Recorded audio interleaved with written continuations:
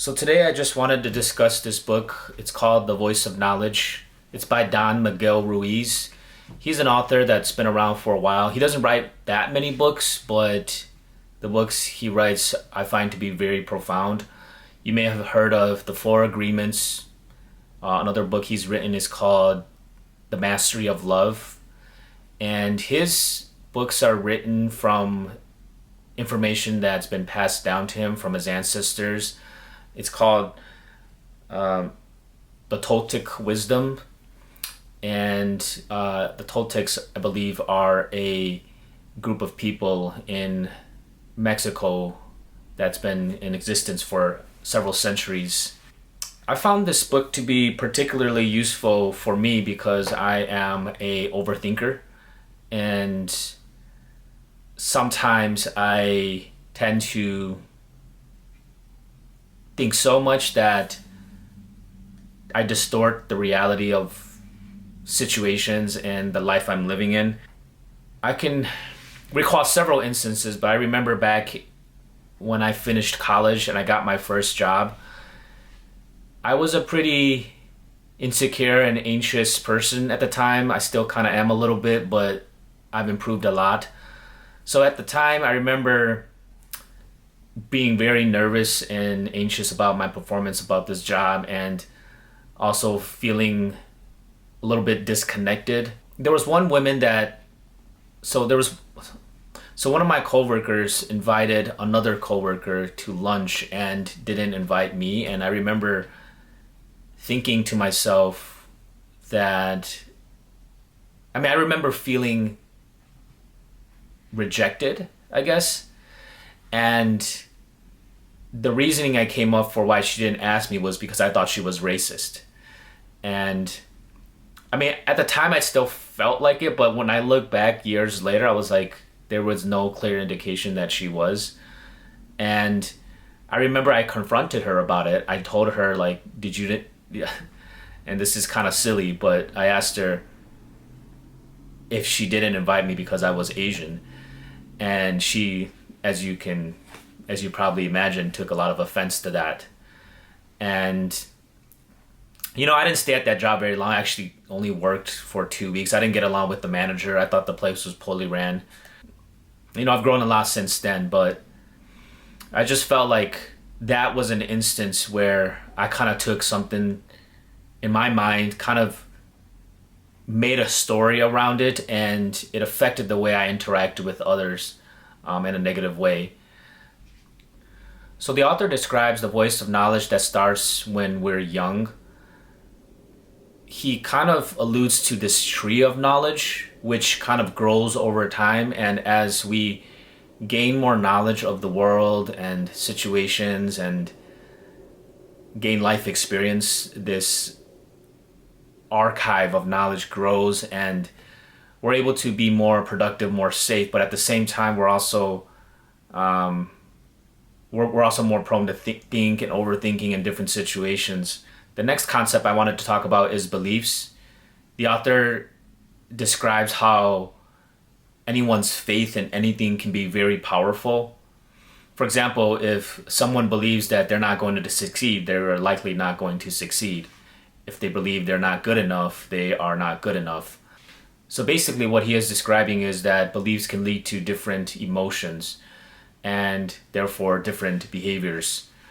So I'm thinking of when I was much younger, and I used to have these night terrors where I would wake up in the middle of the night crying and then go to sleep and not remember. They usually happen on the nights where I watched like a scary movie or something scary on TV. And I don't know why our parents let us watch scary things when we were younger.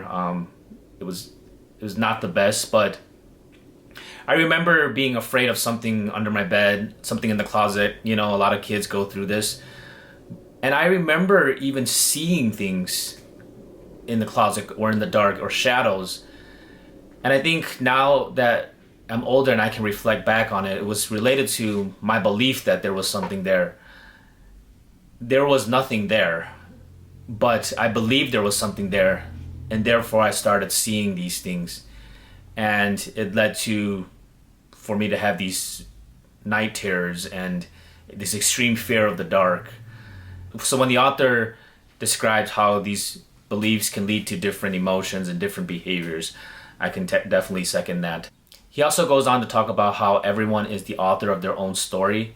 So for example, I paint my own story and my perception of the world, and I give the characters and the objects around me different characteristics and attributes, whereas somebody else might draw their own version or paint their own picture or write their own story of how they perceive the world. And they may see a villain as a villain, but I might see that same person as a superhero.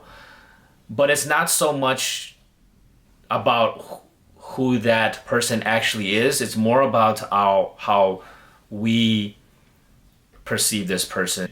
So the takeaway from this concept is that you shouldn't take things personally because other people have their own version of the story that is not related to you, and you have your own version of the story. So you should take what others say with a grain of salt. Another powerful concept that I found in this book is that you can know without thinking. So this kind of goes back to when we're younger and we're kind of experimenting with the world around us, and we're doing it without thinking about it. But somewhere along the line, we start to think more and more about our lives and situations and what would happen if I did A versus B. So there are so many examples I can think of where we know things and we don't have to think about it. I just think about driving or walking or eating. These are things that I can do without thinking because I've done them so much. And as I do these things over and over again, I know that nothing bad is going to happen. I mean, you can never really guarantee anything.